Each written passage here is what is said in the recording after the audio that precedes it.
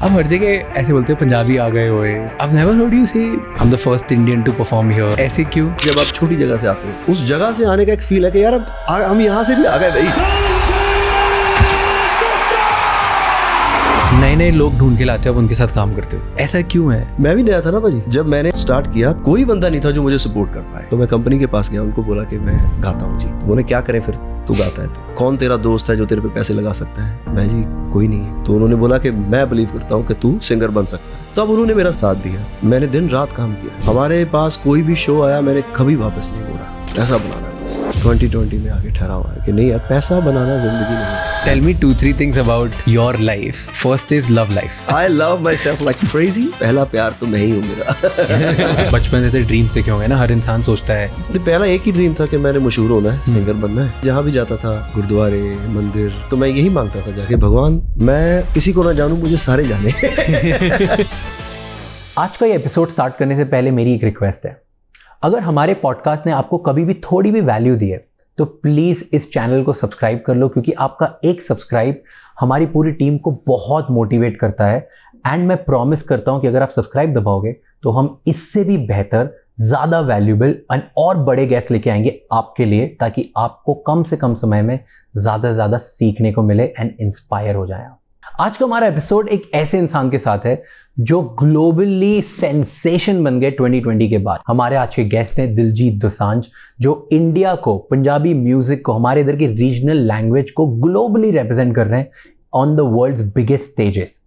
लेकिन हमने ये जानने की कोशिश करी कि जब वो 8 या 9 साल के थे तब वो घर से भाग क्यों गए। उन्होंने ऐसा क्या सीखा लाइफ में जिसकी वजह से आज वो सक्सेसफुल है।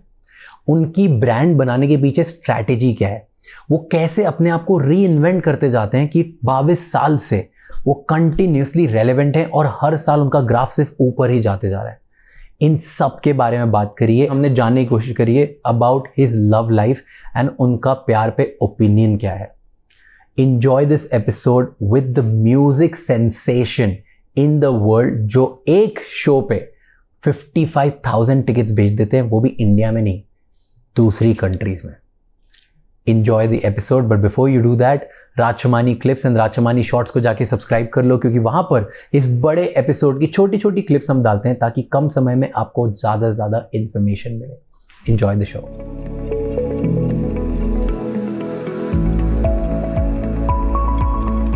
अब हर जगह ऐसे बोलते हैं पंजाबी आ गए होए, पंजाबी आ गए होए।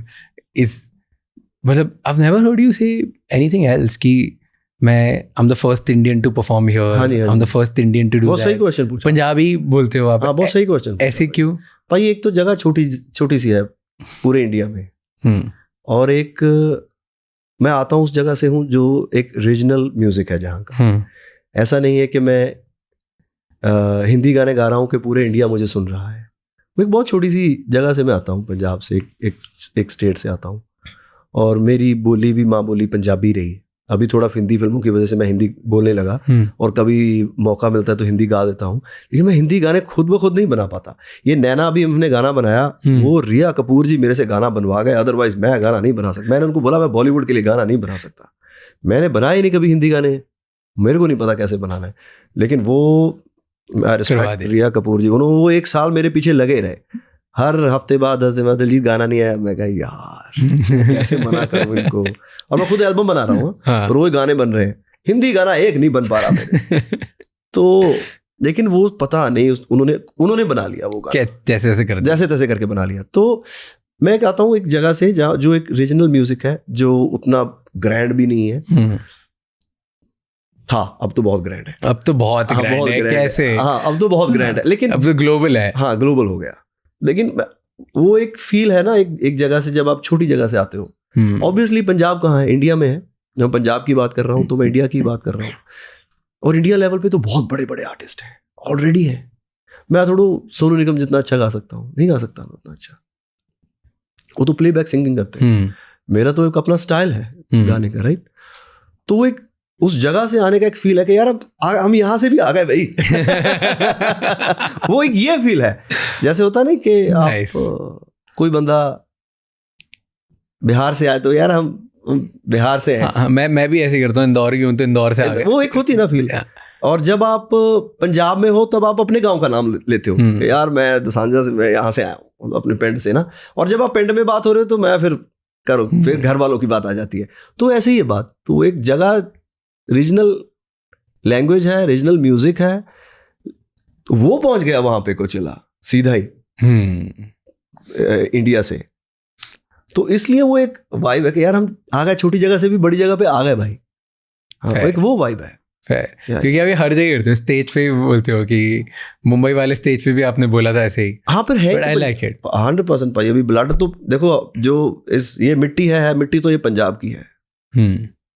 तो ऑब्वियसली वो जो मिट्टी है तो वही बोलेगी फिर। और पंजाब कहाँ है? इंडिया में ही है। तो मैं वो ऐसा नहीं है कि मैंने भी एक दो कमेंट देखे इस बात के, यार आप इंडिया आ गए हो क्यों नहीं बोलते। तो पंजाब इंडिया में ही है। वो सिर्फ ऐसा है कि इंडिया बहुत बड़ा है और बहुत बड़े बड़े आर्टिस्ट हैं इंडिया में ऑलरेडी। तो हम एक छोटी सी जगह से आते हैं। तो वो एक फील है कि यार जब एक बंदा एक छोटी जगह से बड़ी दुनिया की स्टेज पे आ जाए, मतलब आप एक, मेरे फ्रेंड ने एक बात बोली थी जब मैं वहां पे गया था कोचेला, कहता तू रियलाइज नहीं कर रहा, ये रीजनल लैंग्वेज पंजाबी पहली बार बोली जा रही है वर्ल्ड स्टेज पे। तब मेरे दिमाग में ये बात बैठ गई, बैक इन द माइंड, और स्टेज पे अपने आप मुंह से निकली। मैंने नहीं ऐसा सोच के बोला, तो वो एक स्टेज पे निकली अपने मुंह से अपने आप, पंजाबी आ गए हुए। तो अब तो वो टैगलाइन बन गई, अब तो हमारी मर्चेंडाइज भी अच्छी जा रही है उससे। तो फिर एक जो स्ट्रेटजी बन गई, अब कंटिन्यू, ऑब्वियसली कंटिन्यू करेंगे ना, क्यों नहीं करेंगे उसको। ट्रू। आपने, क्योंकि बॉम्बे में भी ऐसे ही हुआ था कि मैं तो करके दिखाऊं, मैं तो वो वाला भी भाई, वो भी सरदार जी। सरदार बंदा कोई भी जो टर्बन बांधता है वो हीरो थोड़ी होता था पंजाब में। पंजाब में भी नहीं था। रियली? हाँ, नहीं, सोलो फिल्म ऐसी किसी की आई नहीं जो सरदार बंदा है। बोलते कि नहीं यार, अगर आप फिल्मों में आते हैं तो ये पगड़ी आप नहीं बांध सकते। तो मैं कहा ठीक है, शायद होता होगा। तो वो भी रॉन्ग प्रूव हुआ। फिर उसके बाद कोई बॉलीवुड नहीं जाता था पंजाब से ऐसे सीधा। तो सरदार बंदा हमने फिल्में की। मैंने, इम्तियाज सर ने कहीं पे बोला है कि SRK once said, Shahrukh Khan sir once said कि Diljit is the best actor in the country. पता नहीं कैसे बोल दिया ये। आपने सुना है कभी? मेरे को पर्सनली भी बोला उन्होंने ये बात। ओके। हाँ, जब मैंने उनको बोली कि, जब मेरे को उन्होंने बात बोली, मैं कहा जी मैं इतना अच्छा एक्टर हूँ नहीं, तो आपने मेरे ले लिया है, पर आप मेरे को बोलोगे रेसल में एक्टिंग करके दिखाओ, मेरे से होगी नहीं सर। तो मैं आपकी फिल्म करना चाहता हूँ। हाँ। तो उन्होंने बोला नहीं, मेरे को तो शाहरुख सर ने ऐसा बोला है। मैं पता नहीं शाहरुख सर ने कैसे बोल दिया, मेरे को नहीं पता कैसे बोल दिया। तो पता नहीं क्या देखा होगा उन्होंने। तो आप मिले हो शाहरुख सर से? मैं, हाँ, मिला उनसे। व्हाट डू यू थिंक कि शाहरुख सर में ऐसा क्या है कि वो इतनी बड़ी ब्रांड बन गए और इतना ज्यादा उनको प्यार मिलता है? इंसान बहुत अच्छे। सबसे पहले इंसान अच्छा होना चाहिए। और आप कितना झेल सकते हो, कितना झेल सकते हो, मतलब कोई भी सिचुएशन आ जाए आप कितना झेल सकते हो, आप कितना कंट्रोल कर सकते। इस पूरी गेम में आपको उतना ही मिलता है जितना आप डिजर्व करते हो। कई बार बंदे बोलते हैं यार ये डिजर्व नहीं करता, इसको ये हो गया, पर नहीं, आप कितना झेल सकते हो। आपको उस सिचुएशन में डाला जाएगा, आप जितना झेल सकते हो उस सिचुएशन में, उस हिसाब से आपको चीजें मिलेंगी कि आप, ये बंदा इस पॉइंट पे है, अभी इस डायमेंशन में है, तो इसको ये मिलेगा। अभी इसका अलग टेस्ट है, इसका नेक्स्ट टेस्ट है, इसका नेक्स्ट टेस्ट है। तो वो इंसान बहुत प्यारे है, तो वो डिजर्व करता है शाहरुख खान होना। आप बाहर जाओ कभी तो आप बोलो कि मैं इंडिया से तो हूं, तो वो बोलते हैं शाहरुख खान। हाँ, राइट। बहुत बड़ी बात है, शाहरुख खान का नाम बहुत बड़ा नाम है। तो मैं ऐसे कई बार जज करता हूं अपने आप को। तो मुझे लगता है कि जितना वो मजे हुए आर्टिस्ट हैं, 100% मेहनत करते हैं, और जितने प्यारे इंसान हैं, और जितना वो झेल सकते हैं, भगवान ने उतना ही दिया है। वैसे अब शाहरुख खान के अलावा दिलजीत भी बोलते हैं। मैं कोचेला गया था this year and I literally met somebody, एक ग्रुप था, एंड वहाँ पे ना कहीं पे पंजाबी बीट्स चली। वहाँ का एक UK का कोई आर्टिस्ट थे, उन्होंने पंजाबी बीट्स बजाई, और हम लोग एकदम, मैं और मेरे फ्रेंड अपूर, हम दोनों टर्न होके उधर जा रहे थे, तो हमारे पास में तो और Diljit like it's they didn't know who was it, क्या था कैसे, तो प्रोबेबली वो लास्ट ईयर भी अटेंड किया था. सो द मोमेंट इंडिया का नाम आया कैसे हुआ, तो you are also making that mark now. So it's भगवान का शुक्र, it's a brilliant thing. You know, मैं देख रहा था आपका, आई थिंक कहीं पे पॉडकास्ट था या इंटरव्यू था जहाँ पे आपने बताया कि 11 साल में आप घर से चले गए थे आप कहीं बाहर. क्या स्टोरी थी, can you tell me that? नहीं, मैं नहीं छोड़ के गया, मेरे घर वालों ने. उससे पहले मैंने एक बार भागने की कोशिश की थी घर से. हाँ. कितने साल के थे? कुछ 7-8 साल का. क्यों भागने की कोशिश करी? स्कूल में एक लड़की थी, उसकी वजह से भागने की कोशिश नहीं की थी. स्कूल में एक लड़की थी, तो हमारे जो स्कूल के बड़े लड़के थे तो वो ऐसे सबसे पूछ रहे थे, तेरे को कौन सी लड़की पसंद है, तेरे को कौन सी लड़की पसंद है, ऐसे ही. तो मैंने बोला मेरे को ये लड़की पसंद है. तो उसने बोला हाँ ठीक, तू उसको बोल तेरी शादी फिर उससे होगी. मैं ठीक है, डन हो गया. तो मैंने उसको ऐसे बोल दिया लड़की को जाके कि तुम्हारी मेरी शादी होगी. तो उसने मैडम को बता दिया. तो मैडम बोली कल बेटा अपने मम्मी डैडी को लेके आ. तो मेरे को लगा अब दुनिया खत्म, अब तू गया. मतलब इस उम्र में 8 साल की, मतलब 8-9 साल की उम्र में, हाँ तू गया, अब लाइफ यहाँ पे खत्म हो गई बेटा.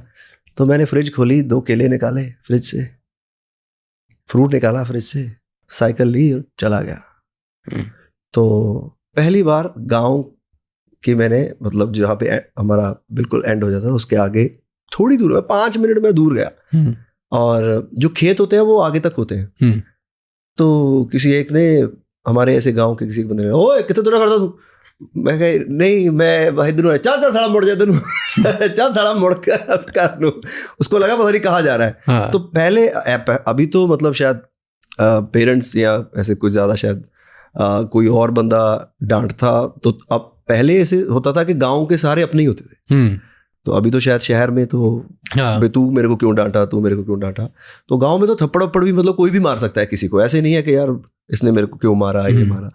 तो उसने मेरे को बोला चल मोड़ पे चलूं. तो उसको पता नहीं क्या आया होगा उसके दिमाग में, तो मैं वापस मुड़ गया घर. तो वो एक मेरे को याद है, मैंने भागने की कोशिश की थी. फिर हुआ क्या घर वालों को जब पता चला? नहीं फिर मैं अगले दिन मैं क्या, मेरा पेट दुख रहा है, अच्छा मैं स्कूल नहीं जाऊंगा, क्योंकि पेट का तो कोई चक्कर है नहीं. हाँ. पेट तो मतलब आप चेक नहीं करवा सकते या तो लंबा प्रोसेस है. तो मैं 1-2 दिन स्कूल नहीं गया. फिर मैडम को भी लगा कि यार चल छोड़ इस बच्चे की गलती हो गई. तो फिर बात रफा दफा हो गई. तो रफा दफा. ओके, लेट्स बी थोड़ा स्पेसिफिक बात करते हैं. जैसे हमारा गोट के टाइम पे करण औजला ने आपके लिए किया, राइट? तो ये कैसे डिसाइड किया कि करण औजला लिखेगा? नहीं, ऐसा कुछ डिसाइड नहीं किया. तो करण के मैसेज मेरे पास थे पहले तो, लेकिन मैं फिल्मों में ज्यादा फोकस था कि मुझे बॉलीवुड में हिट होना है. हाँ. ये मेरा एम था. कुछ 2014 जब फिल्में हिट होनी शुरू हुई तो अब उसका नेक्स्ट स्टेप क्या है, बॉलीवुड. ट्रू. तो मेरा ऐसा था कि अभी मुझे बॉलीवुड में हिट होना है. तो 2013-14 के 15 के आसपास मेरे को सारा मेरा फोकस बॉलीवुड पे था. तो म्यूजिक में थोड़ा फोकस मेरा कम हो गया. लेकिन मुझे ऐसा एक्टर नहीं बनना था जो एक्टर बन गया और उसके गाने नहीं चल रहे. तो मैं हर साल 1-आधा गाना निकालता था, 1 या 2 कभी, या कभी कुछ बहुत सारे गाने फिल्म के लिए बनाए, वो बन गए और वो फिल्म में कहीं सिचुएशन में फिट नहीं हुए, चलो इसको एल्बम बना के डाल दो. मतलब कि कुछ ना कुछ आता रहे. लेकिन फोकस नहीं था मैं. तो लेकिन मैं गाने सुनता रहता, सब सिंगर के क्या आ रहा है, कौन अच्छा, ये अच्छा कर रहा है, ये गाना अच्छा गा रहा है. तो लेकिन जब हम 2020 आया तब फिल्में बंद हो गई, कोई फिल्म का शूट नहीं हो रहा, कुछ नहीं हो रहा. तो फिर मैंने सोचा यार कि यार ऐसे फ्री तो नहीं बैठ सकते, अभी एल्बम करते हैं. तो फिर दोबारा दिलजीत शुरू हुआ कि यार अभी फ्री नहीं बैठना है, क्योंकि फिल्में हो नहीं रही, तो अब मैं 4-5 महीने चिल नहीं करना है, अभी एल्बम करता हूँ. ओके. तो तब मैंने गाने बनाने शुरू किए. तब गाने बनने, कुछ हमने 35-40 गाने बनाए तब मैंने. तो कोई इधर से कर रहे हैं, कोई ये कर रहे हैं, कोई ये कर रहे हैं गाने. और उसके बाद एक सिंगर है जी सिद्धू भाजी, वो यूएसए से है. उन्होंने मेरे लिए एक इंट्रो लिखी, एल्बम में है वो, गोट में. ओके. जो उन्होंने इंट्रो लिखी वैसा कोई गाना नहीं था एल्बम में. मैंने गाने बहुत स्वीट मीठे किन्नी वाइब और ये नैना वाइब ऐसे गाने बना रखे थे. कोई भी गाना ऐसा नहीं था जो इंट्रो मैच, जो अग्रेशन जिसमें हो. जैसे उन्होंने इंट्रो लिखी, मेरे को इंट्रो बहुत पसंद आई. मैंने वो इंट्रो जैसे ही लगाई, उसके बाद मैंने देखा, मैं कहा यार इस इंट्रो के बाद कौन सा गाना तेरा है जो इस इंट्रो से मैच कर रहा है? कोई भी नहीं था, कोई ऐसा गाना नहीं था। ओके। तो एक प्रोड्यूसर है जी फंक, उन्होंने मुझे 2017 में एक बीट भेजी थी, 17-18 में, ये जो गोट की बीट है। okay. वो बीट मुझे बहुत पसंद थी। मैं यार ये बीट किसी को देना नहीं, इस पे मैं गाना करूंगा 101%। फिर मैंने वो बीट लगाई उस इंट्रो के बाद, यार ये बिल्कुल फिट हो रही है, ये सही है, बिल्कुल वाइफ है। मैंने उसको बोला, मैं कहा यार वो तूने बीट तो नहीं दी किसी को? कई बार दे देता है किसी को। कहते नहीं भाई, वो मैंने करण को भेजी थी वो बीट। ओके। तो मेरा बाप रे, ये तो गई फिर बीट, है ना। तो फिर नहीं, लेकिन बात हुई तो करण ने लिख के भेज दिया वो एक पहला वर्स। तो मैं यार ये जो इन्होंने अभी लिखा है यही सब इंट्रो बोल रही है। तो लेकिन करण को नहीं पता था कि इंट्रो ये बोल रही है। तो वो वही सब बातें बोल रही थी जो गाने में थी। तो वो किसी और ने बनाई, ये किसी और ने बनाई, लेकिन वाइब मैच हो गई। फिर मैंने बाजी को बोला, मैं कहा बाजी आप इसको पूरा कर दो, ये गाना फिट है मामला। हाँ जी। तो ऐसे आउट ऑफ फ्लूक हुआ? हाँ जी। फ्लूक क्या होता है? तुक्के में? तुक्का नहीं, तुक्का नहीं कह सकते इसको वाइब मैच कर, वाइब मैच हो गई। हाँ, तुक्का नहीं, तुक्का तो एक बार लगता है, 2 बार लगता है, बार बार तुक्के नहीं लगते। पर बार बार वाइब मैच हो जाती है, ये भी तो बार बार वाइब मैच हो सकती है 100%। तुक्के नहीं लग सकते। तुक्का तो लगता ही 1-2 बार होता है कि यार आपने ऐसा निशाना लगाया और तुक्के में लग गया। लेकिन अगर बार बार निशाना लग रहा है तो ऑब्वियसली आपका कंसंट्रेशन है, तभी लग रहा है। कोई स्किल है जो चल रही है। 100%। There has to be something. 100%। And वैसे how were you as a kid? मतलब जब आप छोटे थे तब कैसे थे? ऑलवेज कि बड़ा सोचना है, बहुत बड़ा बनना है, डेडिकेटेड, कमिटेड, ऐसे कि मिस्चीवियस से बच्चे थे जो होगा देखा जाएगा? नहीं, ऐसा नहीं था। वो मेरे मम्मी के दिमाग में वो बात थी कि यार बेटा तुम्हें काम करना है, हमें एक अच्छी लाइफ होनी चाहिए। घर में कुछ ठीक ठाक से हालात थे, तो उनके दिमाग में था कि बच्चे रह ना जाएं कहीं यहीं पे, मतलब ऐसे ही। तो उनके दिमाग में थी ये बात। तो वो मुझे हमेशा बोलते थे, बेटा हमारा कोई बिजनेस नहीं है साइड, तेरे डैड सिर्फ सरकारी जॉब करते हैं, तो क्या करेगा लाइफ में, तुम्हें पढ़ाई करो बेटा, ध्यान दो, काम करना है, ज़रूरी है, ये बातें बोलते थे। तो वो मेरे दिमाग में बचपन में बैठ गई पैसे को लेके कि पैसा बहुत ज़रूरी चीज़ है। ये मेरे दिमाग बचपन से बैठ गई बात, पैसा बहुत ज़रूरी है, पैसे के बिना लाइफ नहीं है, पैसा ये मेरे दिमाग में बैठ गया। तो मेरे को लगा कि यार यही है ज़िंदगी, पैसे बनाने ही ज़िंदगी है। मेरे को ऐसा लगा, जो कि ये 2020 तक मैं इसके पीछे भागता रहा, पैसे के पीछे। मैंने दिन रात काम किया है। हमारे पास कोई भी शो आया, मैंने कभी वापस नहीं मोड़ा। शादी का, अभी तो मेरे को बहुत टाइम होगा शादियों के शो किए, अभी की थी एक पीछे एक वेडिंग, तो दिन रात काम किया है हमने। अब सेम डे हमने अमृतसर भी शो लगाया है और हमने करनाल भी शो लगाया है रात का। दिन में करके भागते, नहीं देखते थे कहाँ जाना, सुबह रात दिन कुछ नहीं देखा, बहुत काम किया। 18 साल में मेरी एल्बम आ गई। उसके बाद जो शादियों के शो किए मैंने 30 साल तक, जो भागम भागी की है, पैसा बनाना है बस। पर ये अभी 2020 में आके ठहरा हुआ है कि नहीं यार, पैसा बनाना जिंदगी नहीं है। पैसा सिर्फ पैसे आप बना लेना, आप ये कामयाबी ये नहीं है। मैं ये घर वालों का कसूर नहीं कह रहा, ये मोस्टली सब पेरेंट्स के दिमाग में ये बात रहती है कि हमारा बच्चा जो है वो पैसा बना रहा है तो कामयाब है। तो यही सक्सेस का यही एक मंत्र है। मुझे अब नहीं लगता ये। You know this is true, क्योंकि मेरे घर में भी ऐसा ही था। एंड मुझे भी बचपन से बस यही था कि पैसे बनाना है, पैसे बनाओगे तो तुम्हारी समाज में इज्जत होगी, पैसे बनाओगे तो तुम्हारी लाइफ अच्छी चलेगी, पैसे बनाओगे तो माँ बाप खुश होंगे, जो कि है भी। जो तीनों चीजें आपने बोली वो सही है। समाज में आपकी इज्जत बढ़ेगी 100%, माँ बाप खुश होते हैं 100%, लेकिन लाइफ मुझे लगता है ये नहीं है। ओके। तो जिन भगवान को आप मानते हो किसी भी धर्म में, आई थिंक उनका मोटो तो ये नहीं रहा, फिर आप क्यों मानते हो उनको? तो फिर क्या है motto? What do you think? अगर पैसा बनाना नहीं है, ऐसा क्या रियलाइजेशन आया 2020 में कि ओल्ड दिलजीत और न्यू दिलजीत में डिफरेंस आ गया? खत्म ही हो गया ओल्ड तो।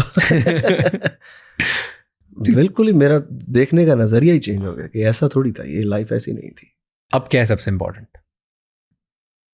ऐसा बहुत इम्पोर्टेंट जो मेरे इस वक्त अंदर की फीलिंग है, जो मैं अंदर, जो अभी भी अंदर जो एक एहसास है, वो बहुत इम्पोर्टेंट है और वो ऑलरेडी म्यूजिक के साथ जुड़ा हुआ है।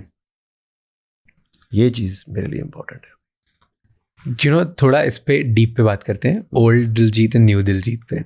आई रियली लव, क्योंकि ना मैं बहुत इंस्पायर होता हूँ आर्टिस्ट और आर्टिस्ट की जर्नी से। मेरा जो काम है वो काफ़ी डिफरेंट है, बट स्टिल मुझे बड़ा मज़ा आता है। मतलब मैं वेस्ट के भी, इधर के भी, हर जगह के आर्टिस्ट की स्टोरीज बहुत ज़्यादा डीप में पसंद करता हूँ। और क्योंकि मुझे ऐसा लगता है कि आर्टिस्ट ना बहुत जल्दी बहुत सारी चीज़ें देख लेते हैं, तो उनके पास बहुत लाइफ लेसन्स होते हैं सीखने के लिए। So I want to learn that. तो उस पर हम लोग थोड़ी सी मैं कुछ गलत सिखा दूंगा आपको। हाँ तो ठीक है, थोड़ा सीख लेते हैं। कुछ गलत सिखा दूंगा आपके और देखने वालों को और आपको, तो आप बस सुन लेना, सुन के इग्नोर कर देना। जरूरी नहीं है उस चीज़ से कुछ सीखना है। ठीक है, अगर मैं कुछ गलत बोल जाऊँ तो फेयर। बट पहले ओल्ड दिलजीत की बात करते हैं थोड़ी सी। तो मुझे ये बताओ, उस टाइम पे कभी ऐसा सोचा है कि कितना पैसा मतलब बहुत ज़रूरी होता है, या अभी कौन सा ऐसा पॉइंट होता है जहाँ पे रियलाइज होता है कि यार अब पैसा कमाना इतनी ज़रूरी बात नहीं है? क्योंकि पैसा ज़रूरी तो है एक हद तक, दुनिया चला रहा है पैसे के चक्कर में हो रहा है सब ये। ट्रू। तो ऐसा नहीं था मेरे दिमाग में कि मुझे इतने पैसे बनाने हैं। ऐसे मुझे बहुत सारे मैं बंदों को जानता हूँ जिनको है, उनका गोल है इतने पैसे बनाना। मेरा गोल नहीं था। मुझे लगता है कि मेरे दिमाग में जो वो चीज़ ज़्यादा आई, वो मेरे घर वालों की तरफ से आई कि बहुत ज़्यादा ज़रूरी है। मेरे को ऐसा नहीं था, मेरे को साथ था कि मैं बस सिक्योर हो जाऊं। लेकिन बाद में मैंने सोचा कितना सिक्योर हो सकता है, तो इसकी भी एक कोई लिमिट नहीं है। सिक्योर होने की कोई लिमिट है ही नहीं। ये मेरे दिमाग में था कि यार अब मैं वापस वहां ना चला जाऊं जहां से स्टार्ट किया था। जो कि मैंने चमकीला फिल्म करते हुए भी उसकी जर्नी में भी ये पाया।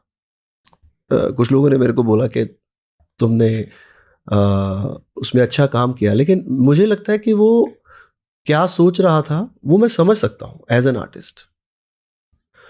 कि बंदे को लगता है कि वो इवन नॉट चमकीला, कोई भी जहाँ से जिसने स्टार्ट किया हो, जहाँ से वो आप या कहीं कोई भी कहीं से आया हो, नीचे से आया हो, तो उसको लगता है यार मैं वापस ना वहाँ चला जाऊँ, ट्रू, सिक्योर हो जाऊँ। तो उस चीज़ के डर में आप भागते रहते हो और ये दौड़ खत्म ही नहीं होती। आप खत्म हो जाते हो और ये रेस कभी खत्म नहीं होगी। और इस रेस के लिए तो मैं इस दुनिया में नहीं है 101 कोई भी नहीं आया इस रेस के लिए कोई नहीं आया। कितने ही कोई पैसे बना सकता है, दुनिया आके चली गई। बट एक कोई तो पॉइंट होता होगा जहाँ पे ये डर खत्म होता है, क्योंकि डर तो खत्म नहीं होते, बट एक टाइप का डर खत्म हो जाता है। ये नहीं, खत्म ही नहीं होता ये कभी। आज भी लगता है नहीं मेरा तो खत्म हो गया 2020 में। मेरा कोई लेन देन नहीं इस चीज से। मेरे को लगता है कि ये अगर इस दौड़ में आप पड़ गए ना कि मुझे सिक्योर रहना है, मैं वापस वहां ना चला जाऊं, फिर आपको दिखने लगता है आसपास के बंदे, अब चलो मैं इतना ना हो जाऊं या मैं उतना हो जाऊं, वो जो उतना अमीर है इतना ना हो जाऊं, नहीं ये नहीं, अब मेरी लग्जरी ये है, अब मैं ये चाहता हूं तो मैं ऐसा ही रहूं हमेशा। तो ये कभी खत्म नहीं होगा आपका।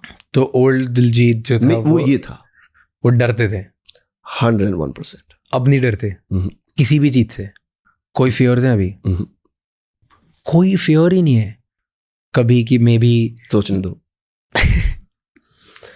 हाँ नहीं, मेरे को लगता नहीं है कोई है कि मे बी मैं, शायद आप बोलोगे तो याद आ जाए कोई। मे बी मेरे गाने नहीं पसंद आए लोगों को, मे बी मैं इररेलेवेंट हो जाऊं एक टाइम बाद। नहीं, गाने बहुत बार नहीं पसंद आते हैं तो दोबारा बन जाते हैं। और ये जो आपने अभी बात बोली,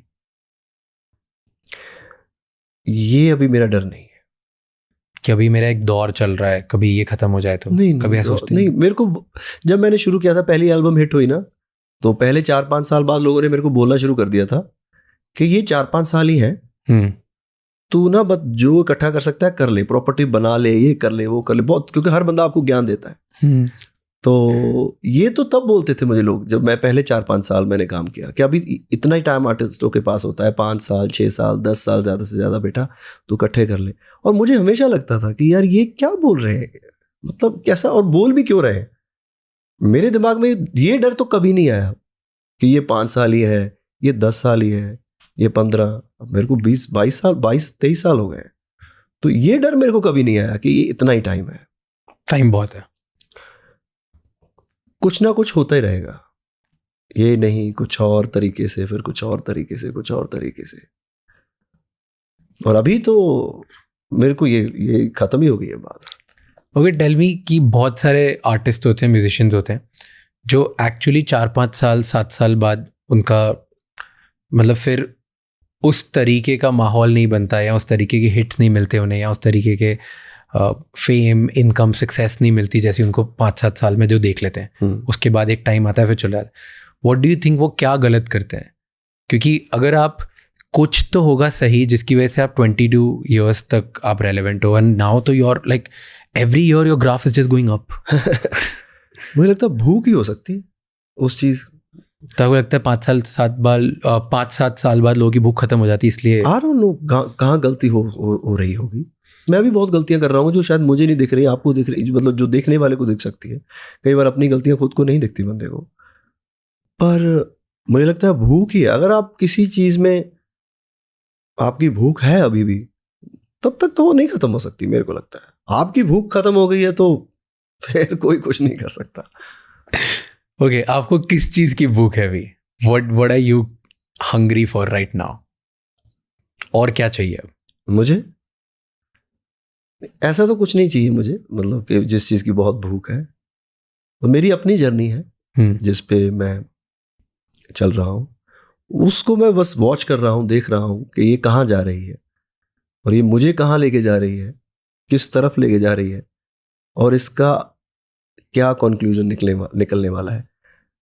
सिर्फ पैसा बनाने के लिए, खाने पीने सोने और उसके बाद मर जाने के लिए तो नहीं हो सकता ये लाइफ मेरे लिए।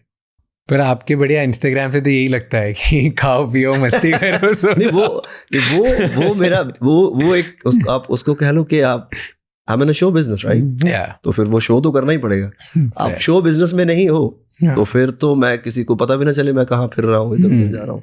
पर अगर आप शो बिजनेस में हो तो वो उस चीज का, उसके चीज के लिए जरूरी है, तो ऑब्वियसली आपको करना ही पड़ेगा। अब आप जंग के मैदान में चले गए और आप बोलो कि नहीं यार I am okay, it's okay, तू मार ले भाई। ऐसे नहीं हो सकता।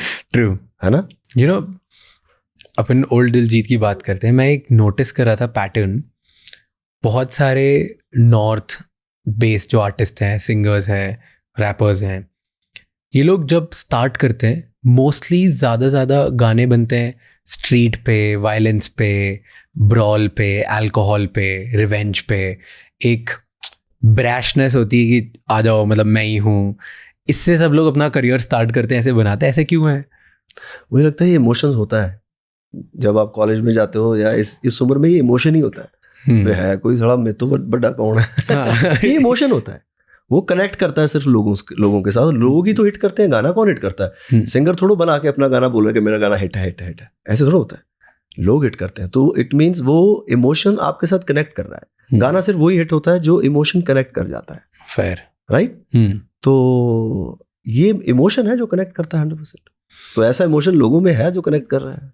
तो इसीलिए सब यंग लोग उस टाइम पे जो अपनी बातें सामने रखते थे। ज्यादातर अभी मैं अपना स्पॉटिफाई निकालता हूँ उसका, तो जो उसमें सुनने वाले हैं वो 16 से 22 साल तक सबसे ज्यादा रेशो है। ट्रू, सुनने वाला।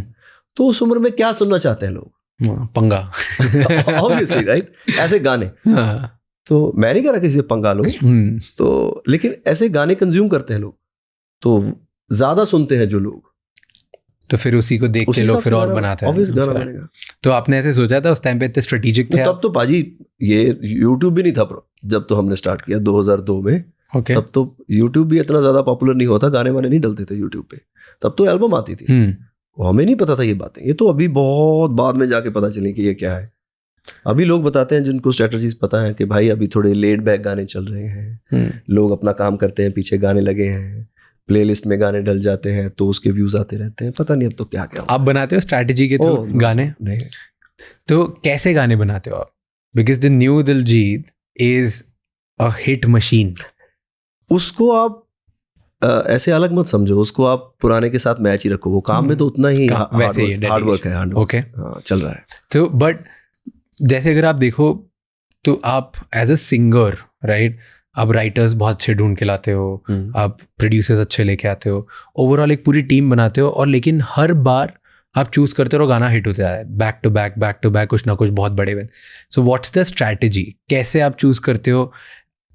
क्यों है कि ऐसे लोग हैं बहुत सारे जो प्रोड्यूसर भी खुद हैं, सिंगर भी खुद हैं, सब हैं, उनके 1-2 गाने हिट होते हैं बट उसके फिर बैक टू बैक हिट नहीं हो पाते. How can you choose every time and hit the nail? What do you think, आपका क्या स्ट्रैटेजी है? पता नहीं, कई बार भाई कोई वाइब मैच होती है, वही बात है. कितनी बार वाइब मैच हो जाएगी? There has to be some strategy ना. कुछ तो सोचते होगे जब गाना बनाते होगे, क्या सोचते होगे? कुछ नहीं, कोई धुन अच्छी लग गई. कई बार कोई धुन दिमाग में होती है तो उस धुन पे सब बैठे हैं तो यार ऐसा सा कुछ बना सकते हैं. कोई गाना सुन लिया कभी कोई, तो वो कई बार अच्छा लगता है तो वो गुनगुनाते रहते हैं उसको, यार कुछ ऐसा सा बनाएंगे लाइफ में. तो फिर सेम नहीं पर उससे कुछ इंस्पिरेशन लेके, कुछ उससे महक लेके कुछ और बन जाता है. हर बार ना मैंने एक पैटर्न नोटिस किया, you tell me if I am wrong, कि नए नए लोग ढूंढ के लाते हो, अब उनके साथ काम करते हो, राइट? ऐसा क्यों है? मैं भी नया था ना भाजी. जब मैंने अब स्टार्ट किया तब मेरे को कोई नहीं जानता था इंडस्ट्री में, मतलब मैं किसी को नहीं जानता था, सॉरी. और कोई बंदा ऐसा नहीं था जिसको मैं बोल दूं कि मेरा दोस्त ऐसा नहीं था कि भाई पैसे लगा दे. घर वालों के पास पैसे नहीं है, कोई बंदा नहीं था जो मुझे सपोर्ट कर पाए. तो मैं कंपनी के पास गया, तब ऐसे ही एल्बम बनती थी, तो मैं कंपनी के पास गया, उनको बोला कि मैं गाता हूँ जी. तो बोले क्या करें फिर, तू गाता है तो कौन तेरा दोस्त है जो तेरे पे पैसे लगा सकता है? मैं जी कोई नहीं है. घर वाले जो तेरे पे बिलीव करते हो? मैं जी नहीं, बिल्कुल कोई नहीं है. तो उन्होंने बोला कि मैं बिलीव करता हूँ कि तू सिंगर बन सकता है. अब जब तू हिट हो गया तो ना घर वाला आना चाहिए तेरा कोई, ना तेरा दोस्त आना चाहिए मुझे बताने के लिए. उनकी स्ट्रेटजी बहुत अच्छी थी, राजेंद्र सिंह उनका नाम है. बहुत अच्छी स्ट्रेटजी थी कि अगर आज तेरे को कोई बिलीव नहीं कर रहा, मैं कर रहा हूँ, तो कल को मेरे को आके ना कोई बताए कि भाई ऐसे कर. तो मैं यार बात अच्छी है. तब उन्होंने मेरा साथ दिया और मैं बिल्कुल नया था, किसी को जानता नहीं था, ऐसे शुरू हुआ बस. तो जब भी कोई नया आर्टिस्ट आता है ना, मेरे को लगता है यार ये सेम वाइब है जैसी मेरी वाइब थी. तो यार इस बंदे के अंदर जो भूख है अब वो बहुत प्यारी है और प्योर है. अभी थोड़ा वो इसमें मिलावट हुई नहीं है, तो इसके साथ जरूर काम करना चाहिए. तो ऐसे ट्रस्ट कैसे करते हो हर बार अपना इतना बड़ा नाम, इतना बड़ा legacy of all the songs? एक नए इंसान पे, नई एल्बम का नाम है लेगेसी. ओके. तो एक ट्रस्ट कैसे करते हो नए लोगों पे? क्योंकि एक बार अगर बन गया तो फिर ऐसा लगता है ना, जिन लोगों के साथ बहुत मैजिकल वर्क हुआ है और इन लोगों के साथ काम करते हैं और बढ़िया काम होगा. नहीं, ये भी मैंने राजेंद्र सिंह जी से सीखा. वो हमेशा बोलते थे क्या उस बंदे के साथ काम करना है जो आपके साथ काम करना चाहता है, उस बंदे के साथ नहीं जिसके साथ आप काम करना चाहते हो. क्योंकि जिस बंदे के साथ आप करना चाहते हो काम, हो सकता है उसकी भूख अब उतनी ना रही हो, या उसका कोई इंटरेस्ट ना हो आप में कि यार मुझे फलां डायरेक्टर के साथ काम करना है. तो उसके लिए आप कुछ भी ना हो तो आप पे जोर नहीं लगाएगा. अगर एक बंदा है ऐसा जिसकी भूख बहुत है कि यार मैं तुम्हारे लिए जान दे दूंगा, ये मैं तो दिन रात एक कर दूंगा, वो जो रिजल्ट निकल के आएगा वो सेम कभी नहीं हो सकता उसके साथ. वो ज्यादा मेहनत करेगा. तो हमेशा उस बंदे के साथ काम करना है जो आपके साथ काम करना चाहता है. ओके. यू नो, गोट से आपका प्रोडक्शन जो लेवल था वो भी बहुत ज़्यादा इंक्रीज हो गया, राइट? म्यूजिक वीडियोस और बड़े बने, एक ब्रांड, एक पर्सनालिटी बाहर आई, राइट? नाउ टुडे वो साल ही ऐसा था, वो 2020 साल ही ऐसा, मैं कभी नहीं भूल सकता. वो साल ही ऐसा था, उसमें उस साल ये सब होना ही था. मैं अब सोचता हूँ तो यस, ये होना ही था सारा कुछ. ऐसा क्यों?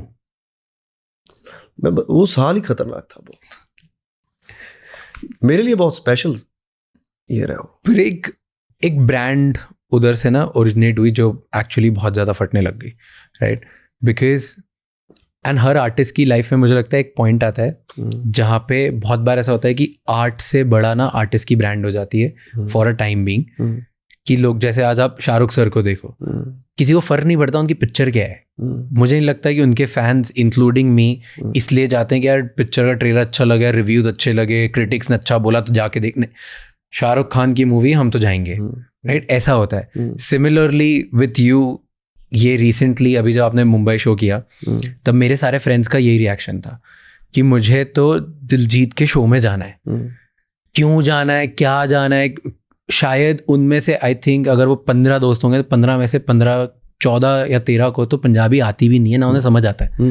उन्हें बस जाना है, 4 गाने आते होंगे, but that has become a thing now. और वो गोट के बाद से world wide across the world ये देखने को मिला, राइट? सो एक वो पॉइंट आया जहाँ पे आर्टिस्ट की brand became bigger than art. What, क्या स्ट्रैटेजी कैसे बनती है? 18 साल अगर मैं कंटिन्यूअसली एक चीज पे काम कर रहा हूँ, वो नहीं आना चाहिए था? आना तो चाहिए था।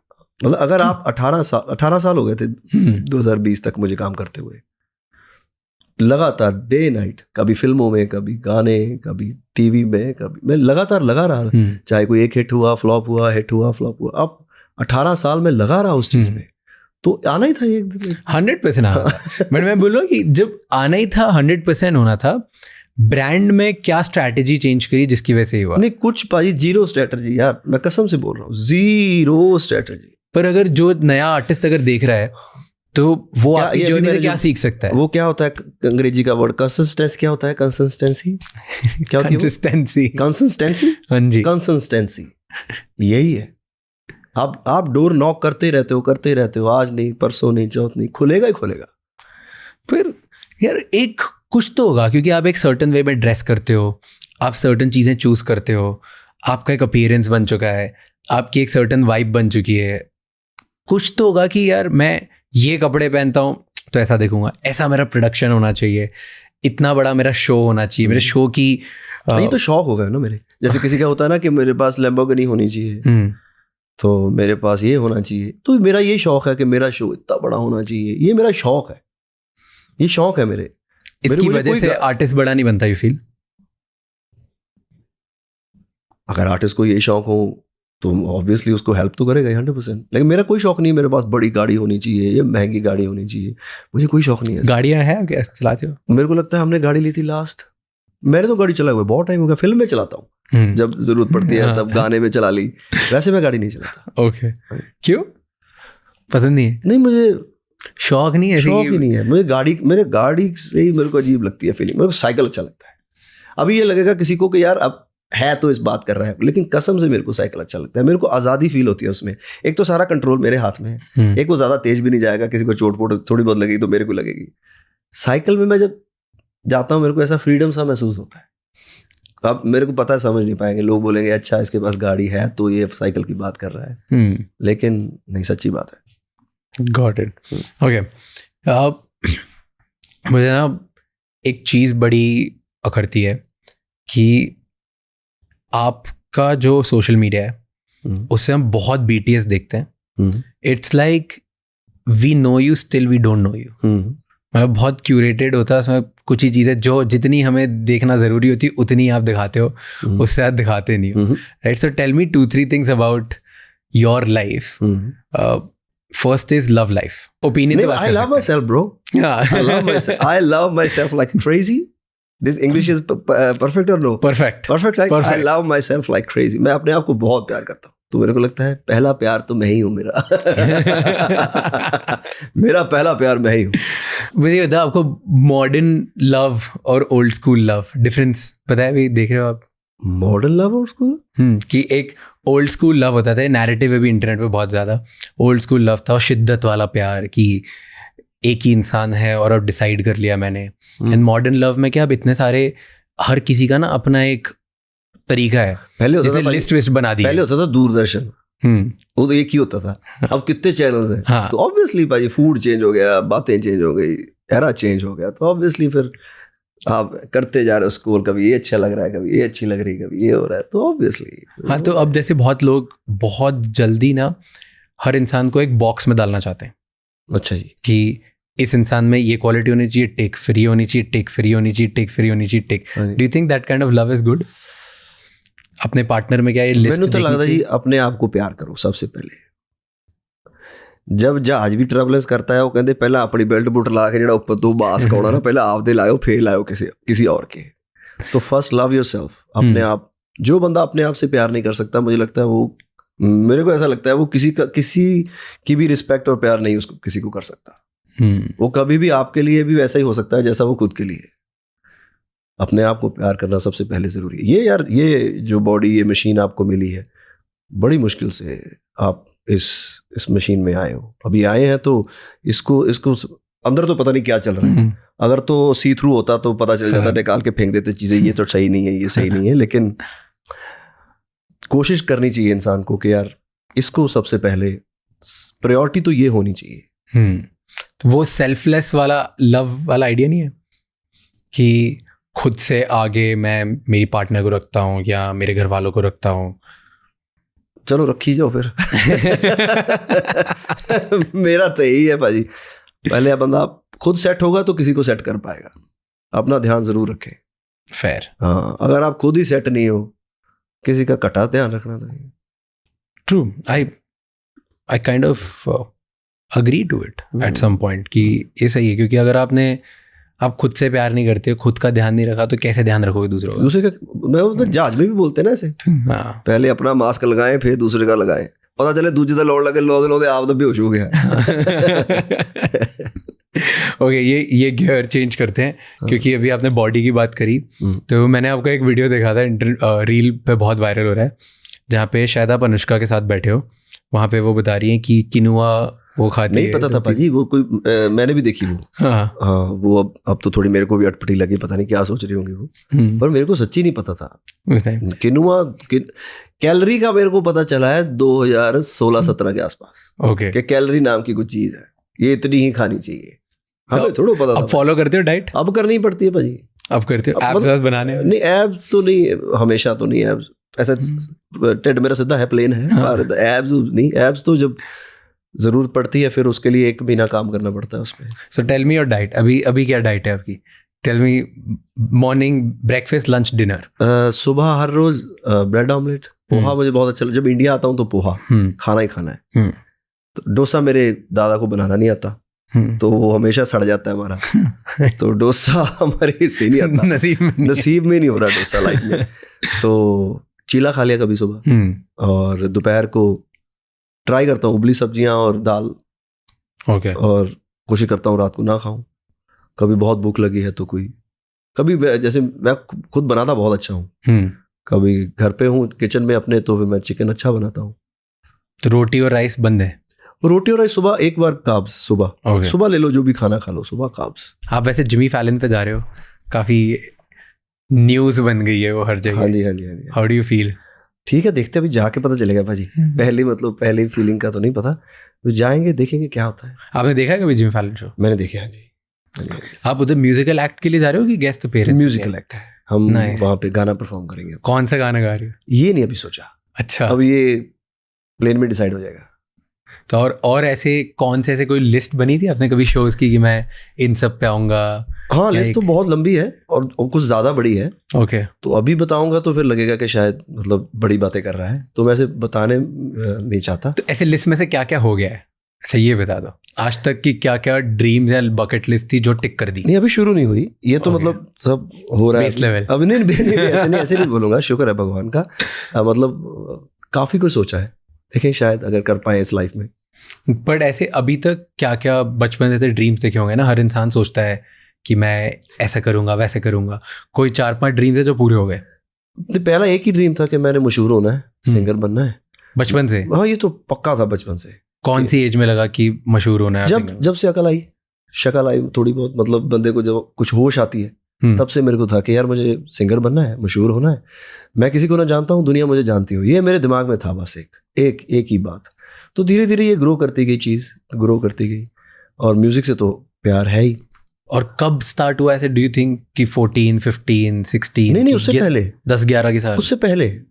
और ऐसे क्यों किसी सिंगर को देखते थे? नो, मेरे में फीलिंग थी बस, ये सिंगर किसी को नहीं देख के। 11 से तो फिर मैंने सीखना शुरू कर दिया था, तबला और हारमोनियम स्टार्ट हो गया था सब। उससे पहले ही फीलिंग थी मुझे। पहले मैं जाके जहाँ भी जाता था, गुरुद्वारे, मंदिर, हर कहीं भी, तो मैं यही मांगता था जाके, भगवान मैं किसी को ना जानूं, मुझे सारे जाने। बड़ी बच्चे से, मतलब बचकानी सी ये एक आपकी प्रे है, लेकिन मैं ऐसे करता था। And why do you think कि ऐसा क्यों हुआ? कोई रीजन पे पता चला? I don't know. अभी मैं सोचता हूँ, अभी इस टाइम तो मुझे लगता है कि शायद कोई तो मकसद होगा जो शायद आगे आके रिवील होगा। और किस चीज में मशहूर होना, ये ऐसा कभी सोचा? तो मेरे को लगता था मुझे म्यूजिक पसंद है, तो यही एक रास्ता है, म्यूजिक। इसी में बनूंगा। हाँ, इसी में बनूंगा, बाकी कहीं भी नहीं। बाकी नहीं, मेरे को ज़्यादा हिसाब किताब नहीं आता, और मैं कुछ ज़्यादा कामों में मेरे को लगता है मैं इतना अच्छा नहीं हूँ। ओके, म्यूजिक ही है। और कामों में अच्छा नहीं हूँ मतलब ऐसे कंक्लूजन मतलब पे कैसे है? आप बार्गेनिंग नहीं कर सकता मैं, कोई कितने पैसे मांगेगा मेरे को, जैसे सारे बोलते हैं कि तू रहने दे, तू मत बोला कर। तो मतलब कोई बोलेगा तू कितने पैसे लेने हैं, तो वो भी मैं शायद नहीं सही कर पाऊंगा। लेकिन कुछ लोग होते हैं जैसे वो इस चीज़ को प्लान कर लेते हैं, तो वो मेरे से वो चीज़ें नहीं होती। मैं उबर नहीं बुक कर सकता। क्यों? मेरे को ऐप नहीं है और मेरे को पता भी नहीं है। ओके। और मतलब उबर छोड़ो, कोई गाड़ी भी। हाँ। और होटल नहीं मैंने कभी बुक किया लाइफ में आज तक, नहीं आता मुझे करना। ओके। और फ्लाइट कभी बुक नहीं की, मुझे नहीं आती बुक करनी। कभी पड़ गया मेरे ऊपर, शायद फिर सीख ही लेगा इंसान। मतलब जैसे ये बातें होती है ना, मेरे को लगता है ये कैसे करते हैं ये लोग सब, ये टास्क, ये सारे जो टास्क डे टू डे के छोटे मैं नहीं कर पाता, और ना ही मैंने कभी किया लाइफ में। तो ये because now you have that lifestyle, इसकी वजह से कि बचपन से ऐसे छोटे सारे काम कुछ भी नहीं करते थे? मैं ऐसे तो घर वाले जो भी बोलते थे करता था। मेरी बड़ी सिस्टर जो भी वो बोले, मतलब वो तो हेड हमारे घर की, तो जो भी बोले मेरी सिस्टर बड़ी, ओके, कि यहाँ जाना है, ये करना है, ये मेरा सूट लेके आ, यहाँ से ये लेके आ, वो लेके आ, तो मैं तो बस भागा जाता था। हाँ, जो भी दीदी बोलती थी। कितने आप लोग, कितने भाई बहन हो? हम 3 भाई बहन। और आप सबसे छोटे हो? मैं बिचकार वाला। Okay. You know there was एक एक्सपेरिमेंट था जिसमें मतलब एक साइकोलॉजिस्ट ने इस कंक्लूजन पे वो आया था कि घर में जो सबसे बड़ा बच्चा होता है वो बहुत ज़्यादा अच्छा टीचर होता है एंड वो स्मार्टर होता है, और जो उससे छोटा बच्चा होता है वो रिस्क टेकर होता है और वो ओरिजिनल थिंकर होता है। अच्छा, तो मैं रिस्क टेकर हो गया। Do you think so? I don't know, but risk taker तो मतलब मेरे घर वालों ने मुझे कभी रोका नहीं किसी काम के लिए। तुम्हें जो करना है, पढ़ना है, नहीं पढ़ना है, कुछ और करना है, काम करना है नहीं पढ़ के, मतलब काम नहीं पढ़ के सीधा काम शुरू करना है, वो भी तेरी मर्जी। ओके। बहुत ही संत स्वभाव के बंदे। ओके। तो ऐसे क्या करते थे आपके मॉम डैड? डैड मेरे रोडवेज में इंस्पेक्टर थे। वो सरकारी जॉब करते थे, मम्मी हाउसवाइफ। ओके। एंड किससे आप ज़्यादा क्लोज थे?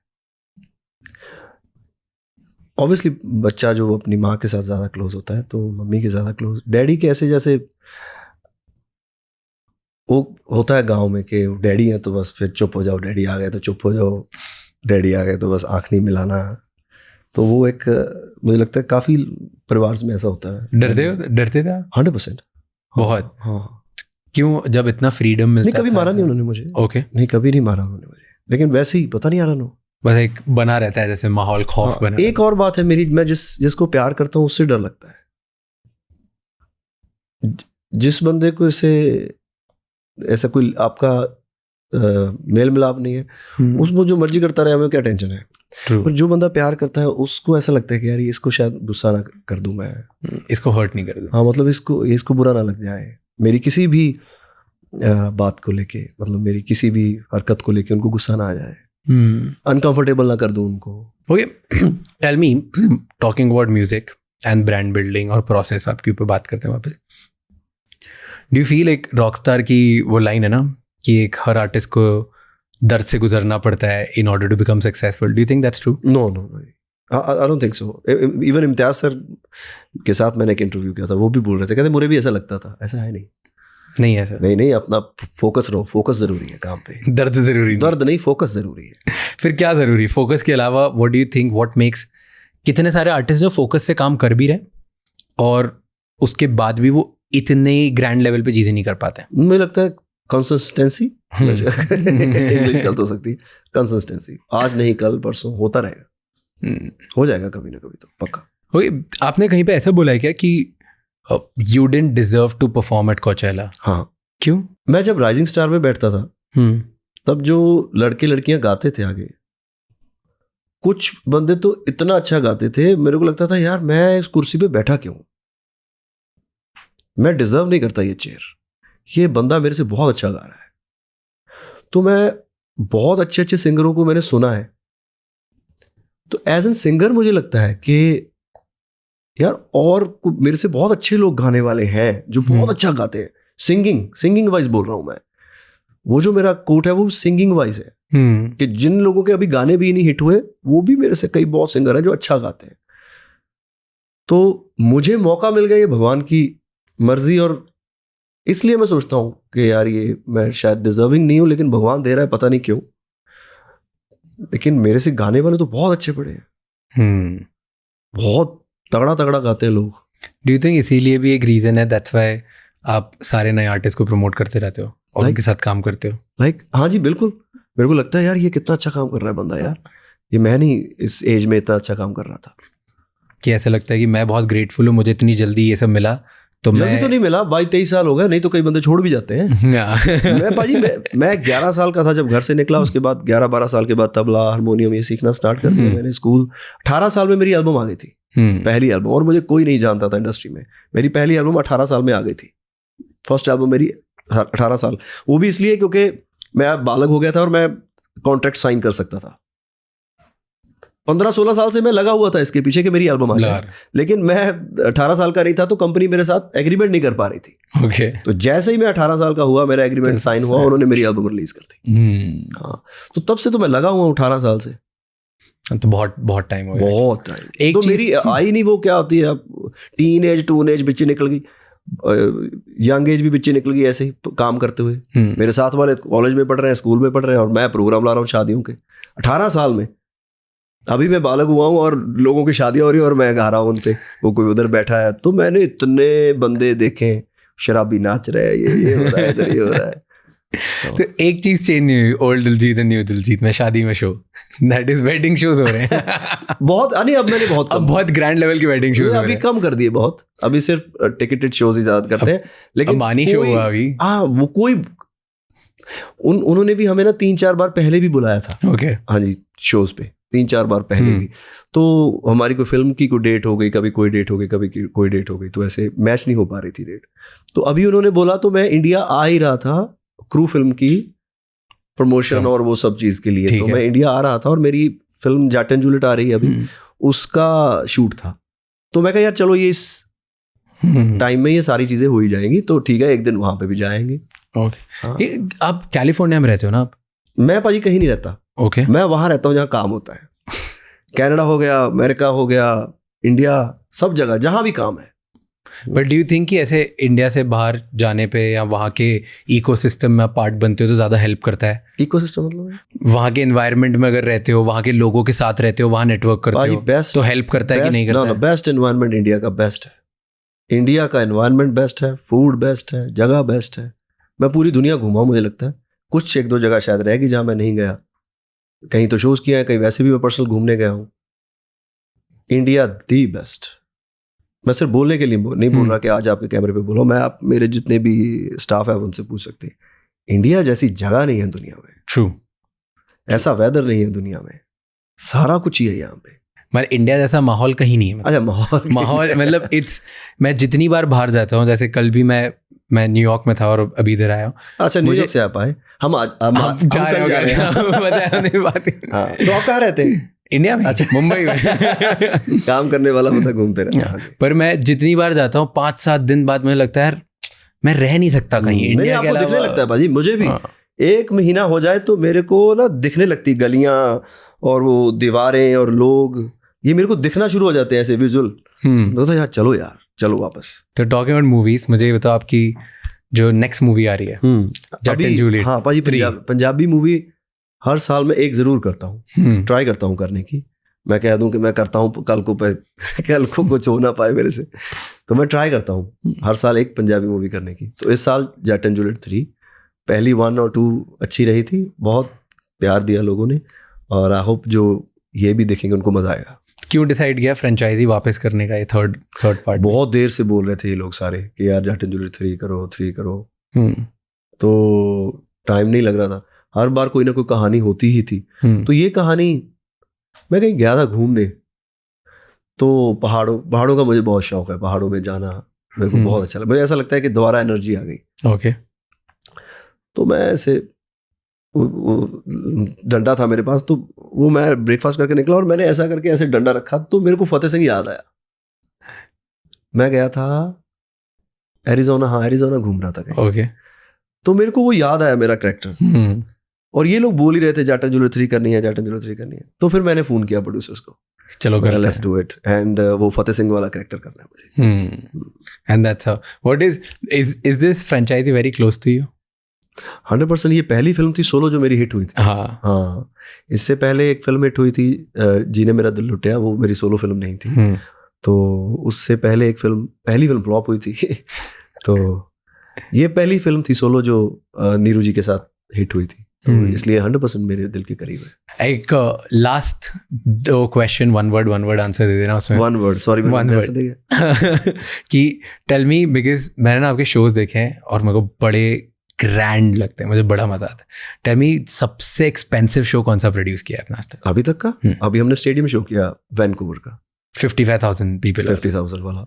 50,000 ऐसे नहीं कि आ गए 50,000, टिकट लेके और बड़ी मोटी प्राइस की, और वो हमने खर्चा भी खुला किया उस पे, मतलब जो लगा सकते थे।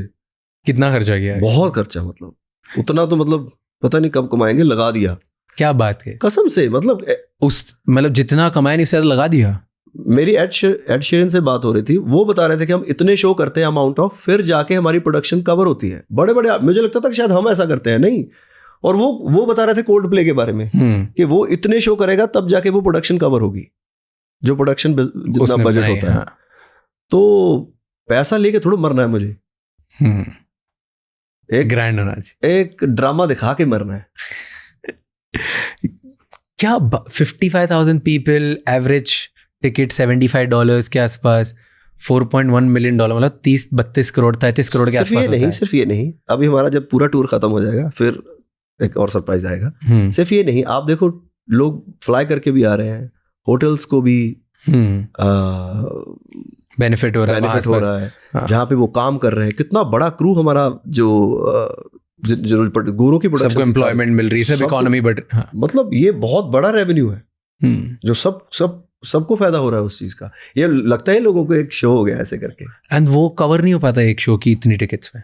कितने शोज में हो पाता? नहीं पाजी, बहुत करके फिर कवर करना पड़ता है, खर्चा बहुत ज्यादा है। और सबसे एक्सपेंसिव म्यूजिक वीडियो कौन सा था अभी तक का? अभी तक का एक एल सोनो मैंने एम ही महंगा कर दिया था, पता नहीं क्या हुआ था मुझे। और लवर बहुत महंगा था। लवर इसलिए महंगा था क्योंकि वो जो बिल्डिंग थी वो सरकारी बिल्डिंग थी, उस सरकारी का बिल्डिंग का ही जो कॉस्ट था वो बहुत महंगा था। फिर वो सरकारी बिल्डिंग होने की वजह से तो वहाँ पे जो स्टाफ उनका लेना पड़ा, फिर फायर ब्रिगेड की गाड़ियाँ, फिर पुलिस वाले, ये सब करते करते बजट बहुत ऊपर चला गया। बाप रे, मैं अभी तो वीडियो बननी है। उसके बाद फिर जो भी आर्टिस्ट आप लेते हो तो वो फिर आर्टिस्ट को बाहर महंगा हो जाता है बहुत ज़्यादा। इवन हमने अभी शूट किया था केस गाना वार्नर ब्रदर्स स्टूडियो, वो भी बहुत महंगा था। वहाँ का सारा स्टाफ लेना पड़ा और उनका तो बहुत बड़ा बजट होता है फिल्मों का। एक एवरेज कॉस्ट क्या होती है एक म्यूजिक वीडियो की? महंगे है भाई, महंगे काफी। मैं तो मतलब इतना वर्थ नहीं, पुराने और न्यू में वर्थ नहीं है इतना। तो फिर क्यों करते हो? वो शौक है भाई, शौक का थोड़ा मूल्य है कोई। मैं जी वैगन ले आके खड़ा कर लूँ घर पे और लैम्बोर्गिनी खड़ी कर लूँ, बहुत लोगों ने ले रखी है, उससे कोई मतलब नहीं है। मेरा पैसे का मकसद है पैसा आए और वो प्रोडक्शन में लगे कि ये चीजें ऐसे थोड़ा हमको अचला पहुंच गए पाजी एक दिन में। वो बहुत सारी चीजें काउंट होती हैं, बहुत सारी टिकट्स काउंट होती हैं कि यार इस बंदे ने शोज किए हैं, इसका 2020 का टूर, बॉर्न टू शाइन का टूर है, उसके इतना रेवेन्यू आया है, इतने लोग आए हैं, ये सारा फिगर जाता है। फिर जाके कोई कंपनी आपको हाथ डालती है। ऐसे थोड़ा मतलब किसी का तुक्का लग गया, डिजर्व नहीं मैं करता, वो मैं अभी भी बोलता हूँ, लेकिन काम तो आपको करना पड़ेगा। फेयर। एंड लाइव नेशन जैसी कंपनी अगर भरोसा कर रही है तो बहुत। पहली बार टूर किया था इतना बड़ा टूर, बॉर्न टू शाइन, किसी पंजाबी आर्टिस्ट के साथ। मैं सुनता था कि यार जेजी, बियॉन्से, ये लोग लाइव नेशन के साथ शो करते हैं, और हमारी टिकटें तो जनरल स्टोर में बिक्री होती थी कि ले जा। और अब लोग भी ये बोलते थे कि हमारी वजह से लोग आ गए, मेरी जान पहचान इतनी है कि लोग आ गए। तो ये भी मेरे को बड़ा चुभता था, यार तेरी जान पहचान के चक्कर में आ गए तो मैं ऐसे ही मेहनत कर रहा हूँ। ये बहुत होता है ना इंडिया में ऐसे। तो मतलब मुझे जानते हैं लोग तो आ गए हैं, जो ऑर्गेनाइजर होता है वो बोलता है। तो मेरे को लगता है फिर यार मैं क्या कर रहा हूँ, अगर तुझे जानते हैं इसलिए आ गए लोग। तो फिर मेरा ये भी एक दिमाग में था कि यार अगर लोग टिकटें फिल्मों की ऑनलाइन बाय कर सकते हैं तो शोज की क्यों नहीं कर सकते। तो ये इन सब में से निकल के ये भी एक कंपनी के पास जाना चाहिए। तो उसके बाद लाइव नेशन ने हमारे साथ डील किया। अब तो बहुत सारे आर्टिस्ट सबके साथ वो कर रहे हैं, क्योंकि एक प्रेसिडेंट सेट कर दिया ना 100% पाजी, वो करना ही पड़ेगा किसी ना किसी को, और फिर ही आगे सब चीज होगी। हाँ, इसलिए मैं बोलता हूँ ये नहीं हो सकता मैं करके दिखाऊं, ये नहीं हो सकता मैं करके दिखाऊंगा। लास्ट क्वेश्चन और एंड करते हैं पॉडकास्ट। इट्स टर्निंग पॉइंट क्या था लाइफ का? लाइफ का एक टर्निंग पॉइंट कहाँ था जो आपको लगता है कि यार इसके बाद ना मेरी लाइफ चेंज होगी? 2020। क्या था वो पॉइंट? लाइक टेल मी 2020 में ऐसा क्या हुआ? What was the realization? कहीं से सुना, खुद से बात करी? मैं कभी पढ़ता नहीं हूँ। अब तो मैं बिल्कुल नहीं पढ़ना चाहता कुछ भी। तो कोई बुक वो कुछ नहीं पढ़ता? मैं पढ़ता नहीं था, मेरी कमजोरी थी। लोग बोलते हैं किताबें पढ़नी चाहिए, आपको नॉलेज आती है, आपको दुनिया के बारे में पता चलता है। आप उन चीजों के बारे में पढ़ रहे हो जो किसी की बातें हैं। मुझे लगता है कि जो विजडम है वो आपके अंदर से आता है। मैं शायद शब्द गलत बोल गया हूँ, पता नहीं भाई, पर जो बात है वो अंदर छुपी हुई है। जितने भी सूफी संत हुए उन्होंने भी यही बोला है, बात अंदर की है, बात बाहर पढ़ने की नहीं है। चलो आप इंस्पिरेशन ले सकते हो, शायद मेरी ये जर्नी नहीं रही होगी, किसी और की ये जर्नी हो सकती है कि आप बुक से भी इंस्पायर हो सकते हो। इंस्पिरेशन आपको कहीं से भी आ सकती है। मेरे को वो म्यूजिक से हुई। Done. Thank you so much for coming here. बहुत शुक्रिया। एंड पॉडकास्ट के लिए टाइम देने के लिए। नहीं, थैंक यू भाई, आप बहुत इंटेलिजेंट बातें करते हो, बहुत प्यारी बातें करते हो। पढ़ने लिखने में आप बहुत कैंट हो गए स्कूल में, है ना? नहीं, बहुत बेकार था, बट मैं 16 के बाद मेरे अंदर भी कंसंट्रेशन तो आपकी बहुत अच्छी है। जब आप किसी चीज पे ऐसे फोकस होते हो तो वो तो बहुत अच्छा है, मैंने देखा आपका। बट मैं 16 के बाद पढ़ने फोर्स किया खुद को पढ़ाई लिखाई करने के लिए। स्कूल में बेकार था, अब बहुत पढ़ता हूँ। Very good, thank you sir. But again मैं बोलूँगा मेरी फैमिली ज़्यादा एक्साइटेड है पॉडकास्ट के लिए, जितने मेरे से भी बहुत ज़्यादा। कि मेरे वालों सारे बहुत बहुत प्यार, बहुत प्यार। आप आए, अपने टाइम निकाला, बहुत बहुत प्यार। Thank you so much. Thank you so much ये एपिसोड एंड तक देखने के लिए। प्लीज़ हमें कमेंट्स में बताओ कि ऐसे कौन से और गेस्ट हैं जो आप देखना चाहते हो हमारे पॉडकास्ट पर, और इस पॉडकास्ट में हमने क्या गलतियां करी जो हम नेक्स्ट एपिसोड में ना रिपीट करें, क्योंकि आपका फीडबैक हमें बेहतर बनाएगा और हम आपके फीडबैक को बहुत सीरियसली लेते हैं एंड खुद को बेहतर करने की कोशिश करते हैं, ताकि आपको इस पॉडकास्ट पे वर्ल्ड की बेस्ट इंफॉर्मेशन एंड वैल्यू मिले खुद को ग्रो करने के लिए। I'll see you next time. ये एपिसोड एंड करने से पहले किसी एक इंसान के साथ ये एपिसोड शेयर करना मत भूलना, because one conversation can change someone's entire life and give someone a lot of inspiration. Thank you so much. I'll see you next time. Until then, keep figuring out.